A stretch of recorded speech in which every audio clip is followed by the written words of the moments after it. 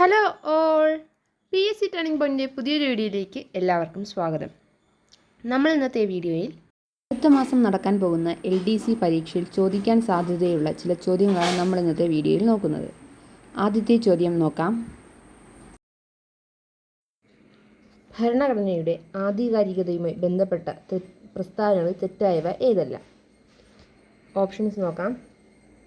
ഉത്തരം option C ആണ് 2ഉം 3ഉം. അപ്പോൾ ശരിയായിട്ടുള്ള പ്രസ്താവന ഏതാണെന്ന് നോക്കാം. ഒരു ഭരണഘടനയ്ക്ക് ഒരു സമൂഹത്തിൽ ലഭിക്കുന്ന സ്വീകാര്യതയാണ് ആധികാരികത എന്നതുകൊണ്ട് ഉദ്ദേശിക്കുന്നത്. തന്നിരിക്കുന്നതിൽ ശരിയായ പ്രസ്താവനയാണ് ഒരു ഭരണഘടനയ്ക്ക് ഒരു സമൂഹത്തിൽ ലഭിക്കുന്ന സ്വീകാര്യതയാണ് ആധികാരികത എന്നുകൊണ്ട് ഉദ്ദേശിക്കുന്നത്. അടുത്ത ചോദ്യം നോക്കാം. ഭരണഘടന ഡ്രാഫ്റ്റിംഗ് കമ്മിറ്റി അംഗങ്ങളിൽ ഉൾപ്പെടാത്തത് ആരാണ്? ഉത്തരം ഓപ്ഷൻ ഡി ആണ്, പട്ടാഭി സീതാരാമയ്യ. അപ്പോൾ പട്ടാഭി സീതാരാമയ്യയാണ് ഭരണഘടന ഡ്രാഫ്റ്റിംഗ് കമ്മിറ്റി അംഗങ്ങളിൽ ഉൾപ്പെടാത്തത്. ഭരണഘടന ഡ്രാഫ്റ്റിംഗ് കമ്മിറ്റി അംഗങ്ങളിൽ ഉൾപ്പെടുന്നത് KM മുൻഷി, ഖൈത്താൻ, മുഹമ്മദ് സാദുള്ള എന്നിവരാണ്. അപ്പോൾ KM മുൻഷി, ഖൈത്താൻ, മുഹമ്മദ് സാദുള്ള എന്നിവർ ഭരണഘടന ഡ്രാഫ്റ്റിംഗ് കമ്മിറ്റിയിലെ അംഗങ്ങളായിരുന്നു. അടുത്ത ചോദ്യം. ഭരണഘടന നിർമ്മാണ സഭയും ബ്രിട്ടീഷ് ഇന്ത്യൻ പ്രവിശ്യകളുമായി ബന്ധപ്പെട്ട ശരിയായ പ്രസ്താവനകൾ ഏതെല്ലാം? ഉത്തരം ഓപ്ഷൻ സി ആണ്, 1ഉം 3ഉം. ശരിയായിട്ടുള്ള പ്രസ്താവനകൾ ഏതൊക്കെയെന്ന് നോക്കാം. ഭരണഘടന നിർമ്മാണ സഭയിലെ അംഗങ്ങളെ തിരഞ്ഞെടുത്തത് ബ്രിട്ടീഷ് ഇന്ത്യൻ പ്രവിശ്യകളിലെ നിയമസഭകളിൽ നിന്നും നാട്ടുരാജ്യങ്ങളിൽ നിന്നുമാണ്. അപ്പോൾ ഭരണഘടനാ നിർമ്മാണ സഭയിലെ അംഗങ്ങളെ തിരഞ്ഞെടുത്തത് ബ്രിട്ടീഷ് ഇന്ത്യൻ പ്രവിശ്യകളിലെ നിയമസഭയിൽ നിന്നും നാട്ടുരാജ്യങ്ങളിൽ നിന്നുമാണ്. ഓരോ ബ്രിട്ടീഷ് ഇന്ത്യൻ പ്രവിശ്യകൾക്കും നാട്ടുരാജ്യത്തിനും അവരുടെ ജനസംഖ്യാനുപാതികമായി സീറ്റുകൾ അനുവദിച്ചു. അപ്പോൾ ഓരോ ബ്രിട്ടീഷ് ഇന്ത്യൻ പ്രവിശ്യകൾക്കും നാട്ടുരാജ്യത്തിനും അവരുടെ ജനസംഖ്യയ്ക്ക് അനുപാതികമായിട്ടാണ് സീറ്റുകൾ അനുവദിച്ചത്.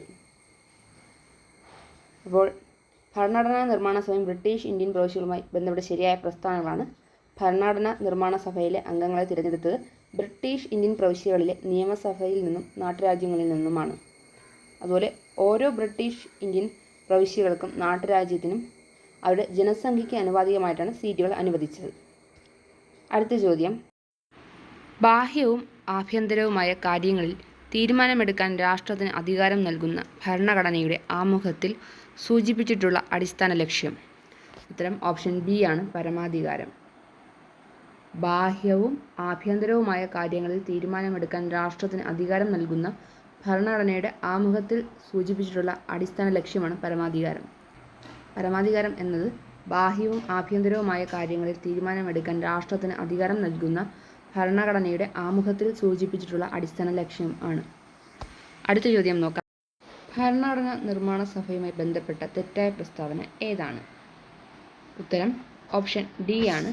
ശരിയായിട്ടുള്ള പ്രസ്താവന ഏതൊക്കെയെന്ന് നോക്കാം. ഭരണഘടന നിർമ്മാണ സഭ രൂപീകരിക്കണം എന്ന് ആവശ്യപ്പെട്ടത് ക്യാബിനറ്റ് മിഷനാണ്. അപ്പോൾ ക്യാബിനറ്റ് മിഷനാണ് ഭരണഘടനാ നിർമ്മാണ സഭ രൂപീകരിക്കണം എന്ന് ആവശ്യപ്പെട്ടത്. ഭരണഘടനാ നിർമ്മാണ സഭ രൂപീകരിക്കണമെന്ന് ആവശ്യപ്പെട്ടത് ക്യാബിനറ്റ് മിഷനാണ്. ഭരണഘടനാ നിർമ്മാണ സഭയുടെ ആദ്യ സമ്മേളനം നടന്നത് ഡൽഹിയിലാണ്. അപ്പോൾ ഡൽഹിയിലാണ് ഭരണഘടനാ നിർമ്മാണ സഭയുടെ ആദ്യ സമ്മേളനം നടന്നത്. ഭരണഘടനാ നിർമ്മാണ സഭയുടെ ആദ്യ സമ്മേളനം ഡൽഹിയിലാണ് നടന്നത്. ഡോക്ടർ രാജേന്ദ്ര പ്രസാദ് ഭരണഘടനാ നിർമ്മാണ സഭയുടെ സ്ഥിരം അധ്യക്ഷനായി തിരഞ്ഞെടുക്കപ്പെട്ടത് 1946 ഡിസംബർ 11-നാണ്. 1946 ഡിസംബർ 11-നാണ് ഡോക്ടർ രാജേന്ദ്ര പ്രസാദ് ഭരണഘടനാ നിർമ്മാണ സഭയുടെ സ്ഥിരം അധ്യക്ഷനായി തിരഞ്ഞെടുക്കപ്പെട്ടത്. ഭരണഘടനാ ഡ്രാഫ്റ്റിംഗ് കമ്മിറ്റി രൂപീകരിക്കപ്പെട്ടത് 1946 ഡിസംബർ 6-നാണ്. അപ്പോൾ 1946 ഡിസംബർ 6-നാണ് ഭരണഘടനാ ഡ്രാഫ്റ്റിംഗ് കമ്മിറ്റി രൂപീകരിക്കപ്പെട്ടത്. പോയിന്റ്സ് ഒന്നുകൂടി നോക്കാം. ഭരണഘടനാ നിർമ്മാണ സഭ രൂപീകരിക്കണമെന്ന് ആവശ്യപ്പെട്ടത് ക്യാബിനറ്റ് മിഷനാണ്. ഭരണഘടനാ നിർമ്മാണ സഭയുടെ ആദ്യ സമ്മേളനം നടന്നത് ഡൽഹിയിലാണ്. ഡോക്ടർ രാജേന്ദ്ര പ്രസാദ് ഭരണഘടനാ നിർമ്മാണ സഭയുടെ സ്ഥിരം അധ്യക്ഷനായി തിരഞ്ഞെടുക്കപ്പെട്ടത് 1946 ഡിസംബർ 11-നാണ്. ഭരണഘടനാ ഡ്രാഫ്റ്റിംഗ് കമ്മിറ്റി രൂപീകരിക്കപ്പെട്ടത് 1946 ഡിസംബർ 6-നാണ്. അടുത്ത ചോദ്യം നോക്കാം. നാം ഭാരതത്തിലെ ജനങ്ങൾ എന്നു പറഞ്ഞു തുടങ്ങുന്ന ഭരണഘടനയുടെ ഭാഗം? ഉത്തരം ഓപ്ഷൻ എ ആണ്, ആമുഖം. ആമുഖമാണ് നാം ഭാരതത്തിലെ ജനങ്ങൾ എന്നു പറഞ്ഞു തുടങ്ങുന്ന ഭരണഘടനയുടെ ഭാഗം. നാം ഭാരതത്തിലെ ജനങ്ങൾ എന്നു പറഞ്ഞു തുടങ്ങുന്ന ഭരണഘടനയുടെ ഭാഗം ആമുഖമാണ്. അടുത്ത ചോദ്യം. ബ്രിട്ടീഷ് ഭരണഘടനയിൽ നിന്ന് ഇന്ത്യ കടം കൊണ്ടവയിൽ ഉൾപ്പെടാത്ത സവിശേഷതകൾ ഏതെല്ലാം? ഉത്തരം ഓപ്ഷൻ ഡി ആണ് 2ഉം 4ഉം. അവശിഷ്ട അധികാരങ്ങൾ എന്ന ആശയവും ജുഡീഷ്യൽ പുനരവലോകനം എന്നിവയും ഇന്ത്യ ബ്രിട്ടീഷ് ഭരണഘടനയിൽ നിന്നും കടം കൊണ്ട ആശയങ്ങളാണ്. അപ്പോൾ അവശിഷ്ട അധികാരങ്ങൾ എന്ന ആശയവും ജുഡീഷ്യൽ പുനരവലോകനവും ഇന്ത്യ കടം കൊണ്ട് ബ്രിട്ടീഷ് ഭരണഘടനയിൽ നിന്നാണ്. അപ്പോൾ ബ്രിട്ടീഷ് ഭരണഘടനയിൽ നിന്നാണ് അവശിഷ്ട അധികാരങ്ങൾ എന്ന ആശയവും ജുഡീഷ്യൽ പുനരവലോകനവും ഇന്ത്യ കടം കൊണ്ടിരിക്കുന്നത്. അടുത്ത ചോദ്യം, ഇന്ത്യൻ ഭരണഘടനയുടെ ആമുഖത്തിൽ സോഷ്യലിസ്റ്റ്, സെക്കുലർ, ഇൻ്റഗ്രിറ്റി എന്നീ പദങ്ങൾ കൂട്ടിച്ചേർത്തത് ഏതു ഭേദഗതിയിലൂടെ? ഉത്തരം ഓപ്ഷൻ ബി ആണ് 42ാം ഭേദഗതി. 42ാം ഭേദഗതിയിലൂടെയാണ് ഇന്ത്യൻ ഭരണഘടനയുടെ ആമുഖത്തിൽ സോഷ്യലിസ്റ്റ്, സെക്കുലർ, ഇൻ്റഗ്രിറ്റി എന്നീ പദങ്ങൾ കൂട്ടിച്ചേർത്തത്. ഇന്ത്യൻ ഭരണഘടനയുടെ ആമുഖത്തിൽ സോഷ്യലിസ്റ്റ്, സെക്കുലർ, ഇൻ്റഗ്രിറ്റി എന്നീ പദങ്ങൾ കൂട്ടിച്ചേർത്തത് 42ാം ഭേദഗതിയിലൂടെയാണ്. അടുത്ത ചോദ്യം, ഭരണഘടനയുടെ കർത്തവ്യങ്ങളിൽ ഉൾപ്പെടാത്തത് ഏതാണ്? ഉത്തരം ഓപ്ഷൻ സി ആണ് 2ഉം 4ഉം. അപ്പോൾ ഭരണഘടനയുടെ കർത്തവ്യങ്ങളിൽ ഉൾപ്പെടുന്നത് ഏതൊക്കെയെന്ന് നോക്കാം. ഒരു സമൂഹത്തിൽ തീരുമാനങ്ങൾ എടുക്കാനുള്ള അധികാരം ആർക്കാണെന്ന് നിശ്ചയിക്കുക. ഭരണഘടനയുടെ കർത്തവ്യങ്ങളിൽ ഉൾപ്പെടുന്നതാണ് ഒരു സമൂഹത്തിൻ്റെ തീരുമാനങ്ങൾ എടുക്കാനുള്ള അധികാരം ആർക്കാണെന്ന് നിശ്ചയിക്കുക. സമൂഹത്തിൻ്റെ ലക്ഷ്യങ്ങളും അഭിലാഷങ്ങളും സഫലീകരിക്കാൻ ഗവൺമെൻറ്റിനെ പ്രാപ്തമാക്കുക. സമൂഹത്തിൻ്റെ ലക്ഷ്യങ്ങളും അഭിലാഷങ്ങളും സഫലീകരിക്കാൻ ഗവൺമെൻറ്റിനെ പ്രാപ്തമാക്കുക. അപ്പോൾ ഒരു ഭരണഘടനയുടെ കർത്തവ്യങ്ങളിൽ ഉൾപ്പെടുന്നതാണ് ഒരു സമൂഹത്തിൽ തീരുമാനങ്ങൾ എടുക്കാനുള്ള അധികാരം ആർക്കാണെന്ന് നിശ്ചയിക്കുന്നതും സമൂഹത്തിൻ്റെ ലക്ഷ്യങ്ങളും അഭിലാഷങ്ങളും സഫലീകരിക്കാൻ ഗവൺമെൻറ്റിനെ പ്രാപ്തമാക്കുക എന്നതും. അടുത്ത ചോദ്യം നോക്കാം. ഇന്ത്യയിൽ ഭരണഘടനാ നിർമ്മാണ സഭ രൂപം കൊണ്ട ദിവസം? ഉത്തരം ഓപ്ഷൻ എ ആണ് 1946 ഡിസംബർ 6. 1946 ഡിസംബർ 6-നാണ് ഇന്ത്യയിൽ ഭരണഘടനാ നിർമ്മാണ സഭ രൂപം കൊണ്ടത്. ഇന്ത്യയിൽ ഭരണഘടനാ നിർമ്മാണ സഭ രൂപം കൊണ്ടത് 1946 ഡിസംബർ 6-നാണ്. അപ്പോൾ 1946 ഡിസംബർ 6-നാണ് ഇന്ത്യയിൽ ഭരണഘടനാ നിർമ്മാണ സഭ രൂപം കൊണ്ടത്. അടുത്ത ചോദ്യം നോക്കാം. ലക്ഷ്യപ്രമേയത്തിലെ പ്രധാന ഇനങ്ങളിൽ ഉൾപ്പെടുന്നവ ഏതെല്ലാം? ഉത്തരം ഓപ്ഷൻ സി ആണ് 1ഉം 3ഉം 4ഉം. ഏതൊക്കെയാണെന്ന് നോക്കാം. മുൻ ബ്രിട്ടീഷ് ഇന്ത്യൻ പ്രദേശങ്ങൾ, നാട്ടുരാജ്യങ്ങൾ, ഇന്ത്യയിൽ ചേരാൻ ആഗ്രഹിക്കുന്ന മറ്റു പ്രദേശങ്ങൾ എന്നിവയുടെ ഒരു യൂണിയനായിരിക്കും ഇന്ത്യ. അപ്പോൾ ലക്ഷ്യപ്രമേയത്തിലെ പ്രധാന ആശയങ്ങളിൽ ഒന്നാണ് മുൻ ബ്രിട്ടീഷ് ഇന്ത്യൻ പ്രദേശങ്ങൾ, നാട്ടുരാജ്യങ്ങൾ, ഇന്ത്യയിൽ ചേരാൻ ആഗ്രഹിക്കുന്ന മറ്റു പ്രദേശങ്ങൾ എന്നിവയുടെ ഒരു യൂണിയനായിരിക്കും ഇന്ത്യ. സ്വതന്ത്ര പരമാധികാര ഇന്ത്യയുടെയും അതിൻ്റെ ഭരണഘടനയുടെയും സർവ്വ അധികാരങ്ങളും ജനങ്ങളിൽ നിന്നാണ് ലഭിക്കുക. സ്വതന്ത്ര പരമാധികാര ഇന്ത്യയുടെ അതിൻ്റെ ഭരണഘടനയുടെയും സർവ്വ അധികാരങ്ങളും ജനങ്ങളിൽ നിന്നാണ് ലഭിക്കുക. ലോക സമാധാനവും മാനവരാശിയുടെ ക്ഷേമവും വളർത്താൻ രാജ്യം പൂർണ്ണ മനസ്സോടെ നിറഞ്ഞ സംഭാവനകൾ നൽകും.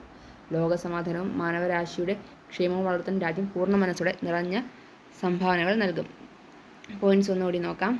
ലക്ഷ്യപ്രമേയത്തിലെ പ്രധാന ഇനങ്ങളിൽ ഉൾപ്പെടുന്നവയാണ് മുൻ ബ്രിട്ടീഷ് ഇന്ത്യൻ പ്രദേശങ്ങൾ, നാട്ടുരാജ്യങ്ങൾ, ഇന്ത്യയിൽ ചേരാൻ ആഗ്രഹിക്കുന്ന മറ്റു പ്രദേശങ്ങൾ എന്നിവയുടെ ഒരു യൂണിയനായിരിക്കും ഇന്ത്യ. സ്വതന്ത്ര പരമാധികാര ഇന്ത്യയുടെയും അതിൻ്റെ ഭരണഘടനയുടെയും സർവ്വ അധികാരങ്ങളും ജനങ്ങളിൽ നിന്നാണ് ലഭിക്കുക. ലോക സമാധാനവും മാനവരാശിയുടെ ക്ഷേമവും വളർത്താൻ രാജ്യം പൂർണ്ണ മനസ്സോടെ നിറഞ്ഞ സംഭാവനകൾ നൽകും. അടുത്ത ചോദ്യം, ഒരു ഭരണഘടന തകർക്കപ്പെടാതെ നിലനിൽക്കണമെങ്കിൽ ശ്രദ്ധിക്കേണ്ട കാര്യങ്ങളുമായി ബന്ധപ്പെട്ട പ്രസ്താവനകൾ നിരീക്ഷിച്ച് ശരിയായ ഉത്തരം എഴുതുക. ഉത്തരം ഓപ്ഷൻ എ ആണ് 1 ശരി 2 തെറ്റ്. ശരിയായ പ്രസ്താവന ഏതെന്ന് നോക്കാം. അധികാര കേന്ദ്രീകരണം തടയുകയും അധികാരം വ്യത്യസ്ത സ്ഥാപനങ്ങൾക്കിടയിൽ വിഭജിക്കുകയും ചെയ്യണം.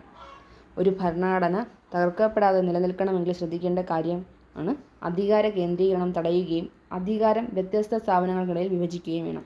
അപ്പോൾ ഒരു ഭരണഘടന തകർക്കപ്പെടാതെ നിലനിൽക്കണമെങ്കിൽ ശ്രദ്ധിക്കേണ്ട കാര്യങ്ങളാണ് അധികാര കേന്ദ്രീകരണം തടയുകയും അധികാരം വ്യത്യസ്ത സ്ഥാപനങ്ങൾക്കിടയിൽ വിഭജിക്കുകയും വേണം. അടുത്ത ചോദ്യം, ഭരണഘടനയുമായി ബന്ധപ്പെട്ട പ്രസ്താവനകളിൽ ശരിയായവ തിരഞ്ഞെടുക്കുക. ഉത്തരം ഓപ്ഷൻ ഡി ആണ് 1ഉം 2ഉം 3ഉം 4ഉം. തന്നിരിക്കുന്ന പ്രസ്താവനകളെല്ലാം ശരിയാണ്. ഏതൊക്കെയാണ് പ്രസ്താവനകളെന്ന് നോക്കാം.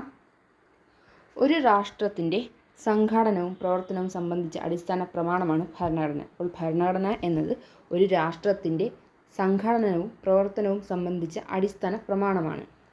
രാഷ്ട്രത്തിൻ്റെ ഭരണഘടന സമഗ്രവും പരമാധികാര സ്വഭാവമുള്ളതുമാണ്. അപ്പോൾ രാഷ്ട്രത്തിൻ്റെ ഭരണഘടന സമഗ്രവും പരമാധികാര സ്വഭാവമുള്ളതുമാണ്. യഥാർത്ഥത്തിൽ ജനങ്ങളുടെ താൽപ്പര്യങ്ങളാണ് ഒരു ജനാധിപത്യ ഭരണഘടന പ്രതിഫലിപ്പിക്കുന്നത്. ഒരു ജനാധിപത്യ ഭരണഘടന പ്രതിഫലിപ്പിക്കുന്നത് യഥാർത്ഥത്തിൽ ജനങ്ങളുടെ താൽപ്പര്യങ്ങളാണ്. ഒരു രാജ്യത്തിൻ്റെ ഭരണഘടന എന്നാൽ ആ രാജ്യത്തിൻ്റെ അടിസ്ഥാന നിയമ സംഹിതയാണ്. അപ്പോൾ ഒരു രാജ്യത്തിൻ്റെ ഭരണഘടന എന്നത് ആ രാജ്യത്തിൻ്റെ അടിസ്ഥാന നിയമ സംഹിതയാണ്. പോയിന്റ്സ് ഒന്നുകൂടി നോക്കാം. ഒരു രാഷ്ട്രത്തിൻ്റെ സംഘടനവും പ്രവർത്തനവും സംബന്ധിച്ച അടിസ്ഥാന പ്രമാണമാണ് ഭരണഘടന. രാഷ്ട്രത്തിൻ്റെ ഭരണഘടന സമഗ്രവും പരമാധികാര സ്വഭാവമുള്ളതുമാണ്. യഥാർത്ഥത്തിൽ ജനങ്ങളുടെ താൽപ്പര്യങ്ങളാണ് ഒരു ജനാധിപത്യ ഭരണഘടന പ്രതിഫലിപ്പിക്കുന്നത്. ഒരു രാജ്യത്തിൻ്റെ ഭരണഘടന എന്നാൽ ആ രാജ്യത്തിൻ്റെ അടിസ്ഥാന നിയമ സംഹിതയാണ്. ഇന്നത്തെ വീഡിയോ ഇവിടെ തീരുകയാണ്. Thank you for watching.